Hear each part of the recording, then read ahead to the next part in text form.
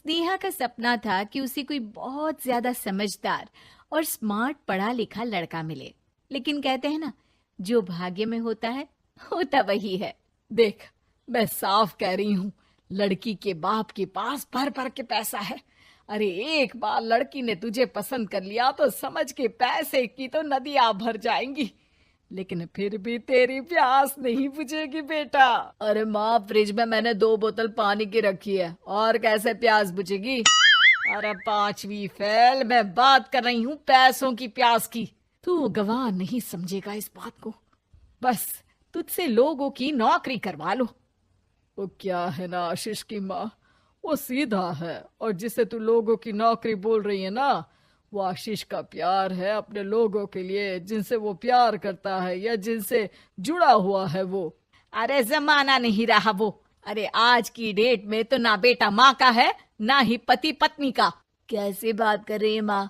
चाहे दुनिया यहाँ की वहाँ क्यों ना हो जाए, मैं आपके बिना नहीं रह सकता, ना ही मैं आपको कभी धोखा दे सकता हूँ। अरे हाँ, ठीक है ठीक है।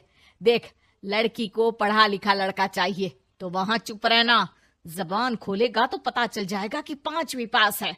अरे तो पढ़ा देती ना आगे। माना सौतेली माँ हो, लेकिन दहेज की लालच तो अपने बेटे जैसी ही रख रही हो। पापा ऐसा मत बोलिए ना माँ को, वो मेरी माँ है, मैं उनसे बहुत प्यार करता हूँ। अच्छा अच्छा बेटा, कुछ नहीं कहता, बस तैयार हो जा, चलते हैं और देखते हैं कि कौन है लड़की और क्या चाहती है। सभी मिलकर लड़की देखने जाते हैं, जहाँ स्नेहा आशीष को देखकर ही इम्प्रेस हो जाती है। वाह, कितना हैंडसम है, काश इससे मेरी शादी हो जाती, लेकिन पता नहीं कितना पढ़ा लिखा है। स्नेहा, लड़का बहुत अच्छा है, बेचारी की माँ दूसरी है, लेकिन देख रही है ना, हीरा भी इतना चमकीला नहीं होगा जितना कि ये। स्नेहा को समझ नहीं आता कि वो क्या करे। वो आशीष से मिलती है, उसकी सादगी, उसकी बातें उसे भा जाती है। मैंने नहीं सोचा था कि इतना पढ़ा लिखा लड़का मुझे मिलेगा। मैं शादी करने के लिए तैयार हूँ। और फिर स्नेहा और आशीष की शादी हो जाती है।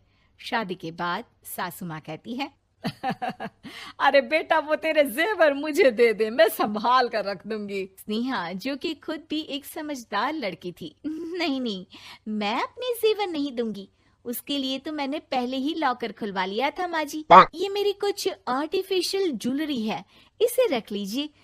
वैसे मेरी अलमारी में जगह नहीं है ना। सास बेचारी नई नई बहू से क्या उलझती। सुनिए जी, मैंने आपके लिए खाना और नाश्ता बना दिया है। ऑफिस कब जाना है? कौन से ऑफिस में? मैं तो घर का सारा काम करता हूँ। हाँ, क्या बात कर रहे हैं? इतना पढ़ लिख कर आप घर का काम क्यों करते हैं? कितना पढ़ लिख कर?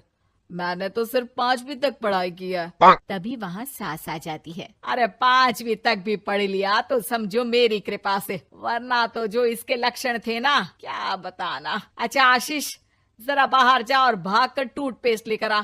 सुबह से मंजन नहीं किया। और हाँ, फिर जाकर दुकान की सफाई कर देना। तेरा छोटा भाई दुकान पर जाने को तैयार हो रहा है।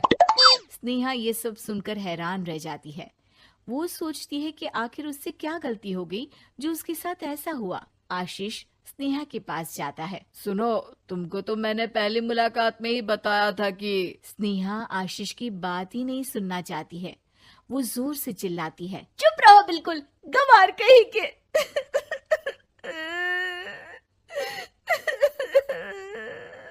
कितना बड़ा धोखा हो गया मेरे साथ, अब मैं इस घर में नहीं रह सकती। प्लीज ऐसी बात मत करो, मेरी पत्नी हो तुम, जैसे बोलोगी मैं वैसा करूंगा। मैं कोशिश करूंगा बाहर जाकर कोई काम ढूंढ लूं, पर प्लीज मत जाओ। चुप रहो गंवार कहीं के, मैं तुम्हारे जैसी की बीवी हो ही नहीं सकती। आशीष स्नेहा को लाख समझाने की कोशिश करता है, लेकिन वो अपने मायके चली जाती है। माँ चलिए ना, स्नेहा को मना कर लेकर आते हैं। अरे जाओ, बनाने जाए मेरी जूती।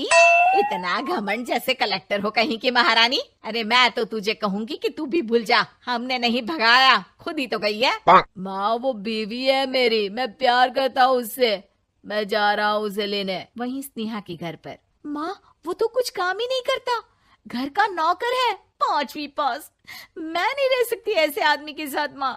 बेटा वो लड़का बहुत अच्छा है, उसकी तारीफ मैंने हर किसी से सुनी है। तेरा पति है, अब तक एक गलत माँ के साथ रह रहा था, तू संवारेगी तो संवर जाएगा। तभी वहाँ आशीष आ जाता है। मुझे माफ कर दो स्नेहा, पर प्लीज मुझे छोड़कर मत जाओ। मेरी माँ के जाने के बाद मुझे तुम्ही से सारी उम्मीद है। तुम जैसा कहोगी मैं करूँगा, पर प्लीज मेरे साथ रहो।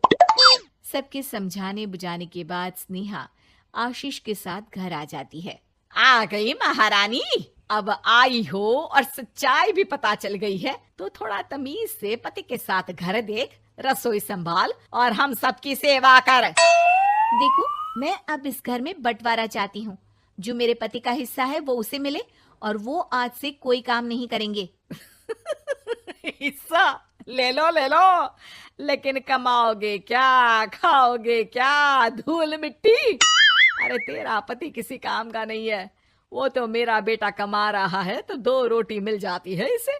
तभी वहाँ स्नेहा के ससुर आ जाते हैं। मैंने एक बंद फैक्ट्री को पहले ही आशीष के नाम कर दिया है और घर के 2 तल्ले में 1 तल्ला ले लो। मैं तो आशीष के पास रहूंगा, वकील थोड़ी देर में आता ही होगा। अरे जाओ जाओ, 2 दिन में भूख से तड़प कर सब वापस आ जाओगे। बढ़िया आई बहू बेटे वाली। फिर क्या था, स्नेहा आशीष के साथ मिलकर बंद फैक्ट्री को खोलती है और मन लगाकर काम करती है। दोनों की मेहनत रंग लाती है और आशीष अपनी मेहनत से एक सफल बिजनेसमैन बन जाता है। लेकिन एक दिन, अरे बहू बेटा आशीष, मुझे माफ कर दो, मैं भी अब तुम लोगों के साथ रहना चाहती हूँ। इस कमबख्त ने तो दुकान का बेड़ा गर्क कर दिया। वो तो आशीष था जो सारा दुकान का काम संभालता था। बेटा हमारे पास तो अब खाने को भी नहीं बचा।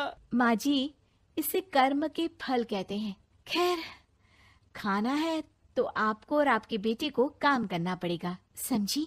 हे भगवान, अब ये दिन आ गए हैं कि बहू के साथ रहने के लिए मुझे काम करना पड़ेगा। बेटा आशीष, तू ही समझाना अपनी बीवी को। पता है ना मैंने तुझे कितने प्यार से पाला है। हाँ माँ, वो तो ऐसे ही बोल रही है आपको। अरे घर में कामकाज के लिए बहुत सारे नौकर चाकर है, आप आराम से रहिए माँ। स्नेहा आशीष का अच्छा और सरल सच्चा व्यवहार देखकर मन ही मन सोचती है, मेरा पति गवार ही सही, लेकिन दुनिया का सबसे अच्छा इंसान है।